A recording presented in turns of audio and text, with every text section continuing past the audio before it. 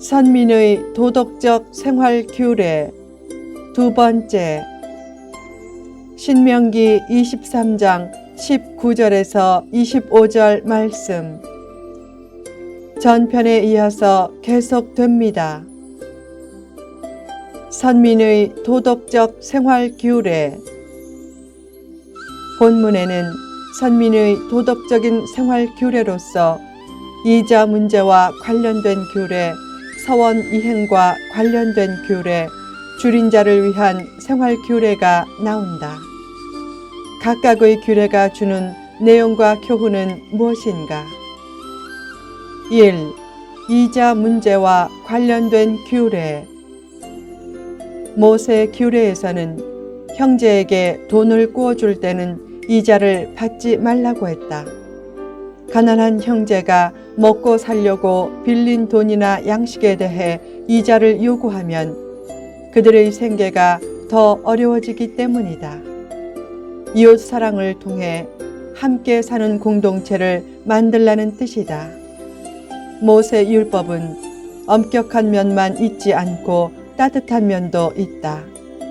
반면에 형제가 아닌 경우, 특히 타국인에게 구워줄 때는 이자를 받아도 좋다고 했다.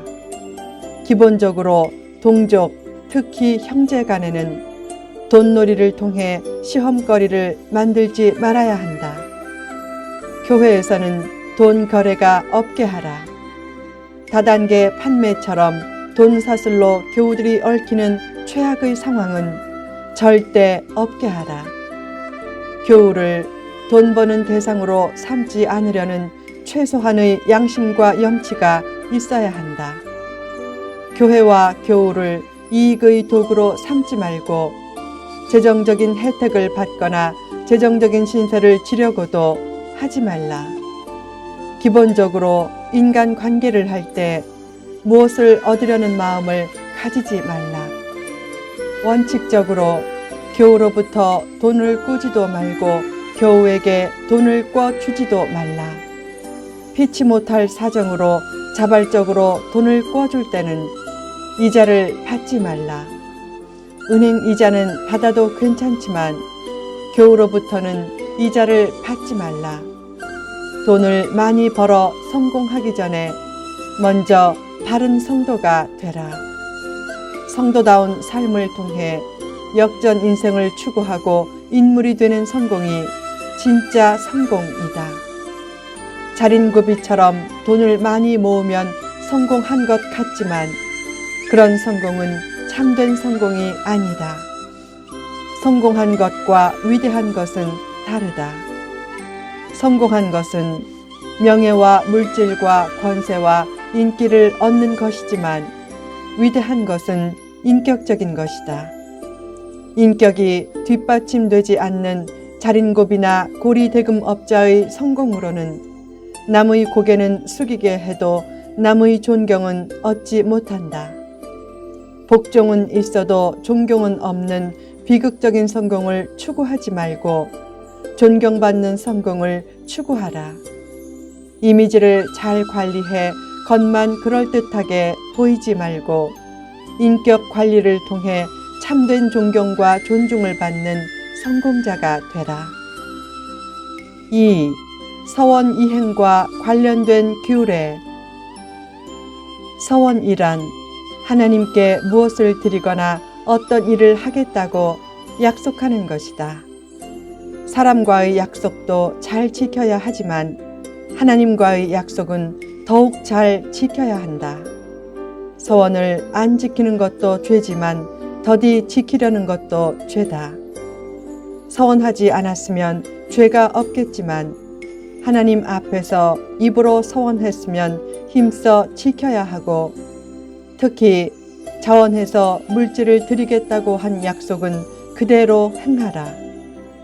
지키지 못할 서원을 하는 것은 하나님을 기만하는 것이고 자기도 기만하는 것이다.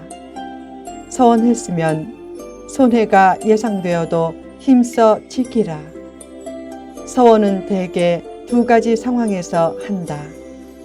첫째, 고통 중에 하나님의 도우심을 간절히 요청할 때 서원한다. 즉 전쟁에서 이기게 해 달라든지 병을 고쳐 달라든지 자녀를 달라든지 할 때 서원한다. 둘째, 하나님이 큰 감사거리를 주셨을 때 서원한다. 하나님이 제게 아들을 주셨으니 하나님의 종으로 바치겠습니다. 하나님이 제게 재산을 주셨으니 성전을 위해 바치겠습니다. 라고 하면서 받은 은혜에 대해 감사하는 마음으로 헌신서약을 하는 경우도 있다.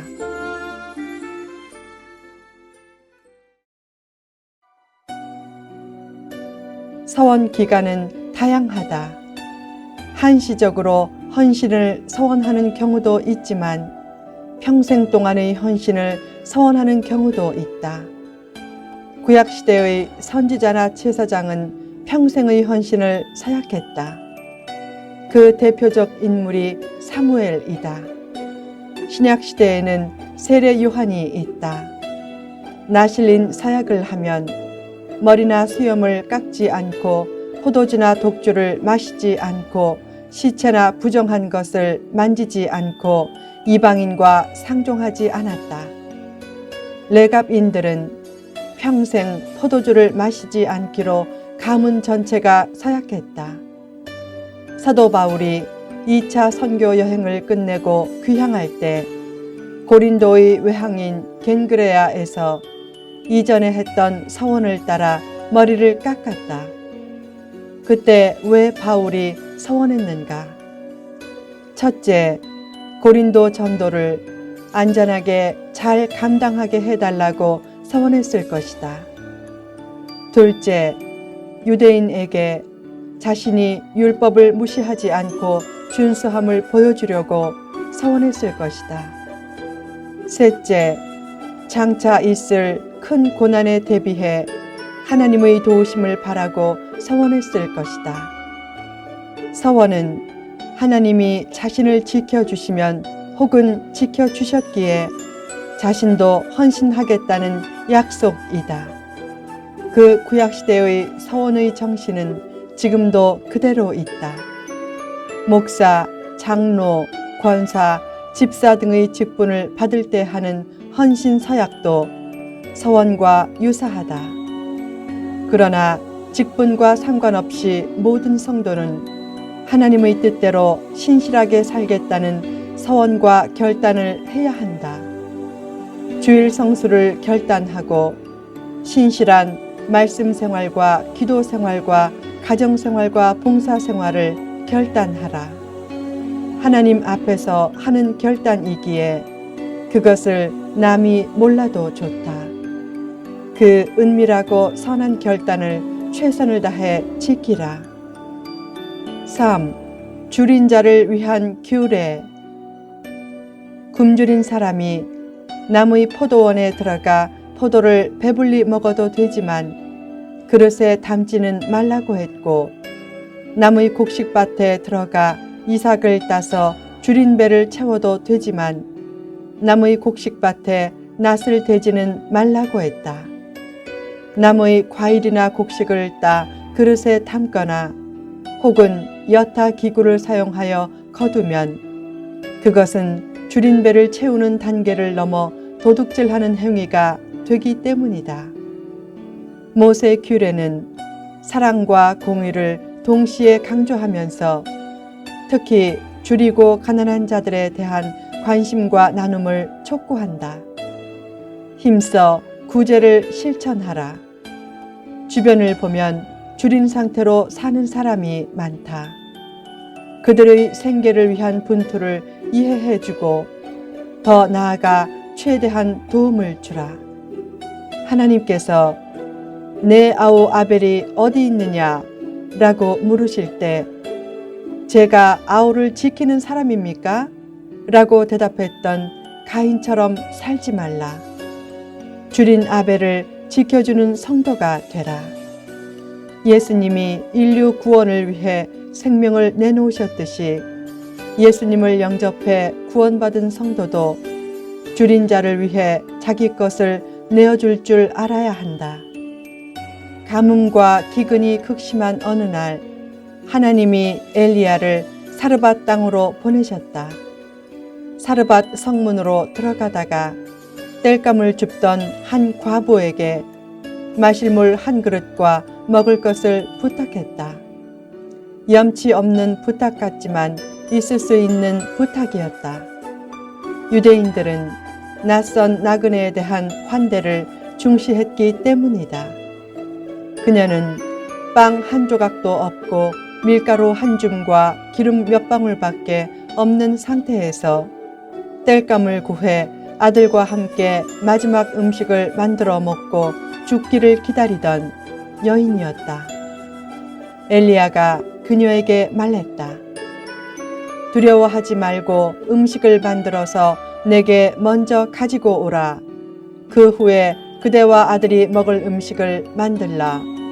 하나님께서 다시 비를 내려주실 때까지 그대에게 밀가루가 떨어지지 않게 하실 것이라. 그녀는 그 말대로 믿고 행함으로 배고픔의 고난을 극복할 수 있었다. 나눌 때 더 채워진다. 사랑은 기적을 낳는다. 너에게 내 것을 떼어주는 나눔은 너와 나를 분리하는 나눔을 막아준다. 교회다운 모습은 나눔을 통해 드러나고 성공적인 인생도 나눔을 통해 증명된다. 어느 겨울날 한 시인이 길을 가다가 비쩍 말라 죽은 너구리를 보고 그 사체 앞에 앉아 배낭에 있던 먹이를 내어놓고 엉엉 울었다. 그처럼 먹이고 싶은 사랑이 넘쳐나게 하라. 스스로에 대해 가장 자랑스럽게 느낄 때가 언제인가? 넉넉한 나눔을 실천하는 자기 모습을 볼 때다. 나눌 때 나눌 것이 떨어지지 않는다. 촛불은 다른 초에 불을 붙여 나눠줘도 크기와 밝기가 줄어들지 않는다. 먹이고 싶은 사랑이 기적을 낳는다. 자기를 비울 때 자기 영혼도 풍성해지고 그 생명의 향기로 세상도 풍성해지는 변화의 역사가 나타난다.